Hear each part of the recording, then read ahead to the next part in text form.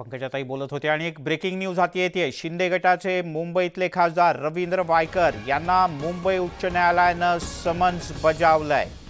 या क्षणाची मोठी बातमी। शिंदे गटाचे मुंबईतले खासदार रवींद्र वायकर यांना अमोल कीर्तीकर यांच्या याचिकेसंदर्भात समन्स बजावण्यात आल्याचं कळतं। प्रशांत बाग आपले प्रतिनिधी आपल्यासोबत आहेत। प्रशांत, काय अधिक माहिती आहे?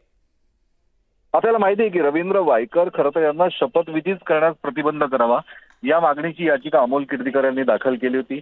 पण त्या याचिकेची योग्य त्या वेळेत सुनावणी सुद्धा होऊ शकली नाही। पण या सगळ्या विषयामध्ये त्यांच्या निवडीला मात्र आव्हान त्यांनी दिलंय आणि अर्थातच हायकोर्टाने ही याचिका दाखल करून घेतलेली आहे आणि या दाखल याचिकेवरची सुनावणी ही सगळ्यात महत्त्वाची नक्कीच मानली जाते। कारण या सगळ्या विषयामध्ये दोन्ही बाजूंना बाजू मांडण्याची संधी नक्की मिळणार आहे। याकरताच रवींद्र वायकर यांना थेट कोर्टानं समन्स बजावलंय। आता रवींद्र वायकर स्वतः हजर होतात की त्यांच्या वकिलाकडनं हजर राहण्यासाठी मुदत मागतात हे आता मात्र स्पष्ट होणार आहे।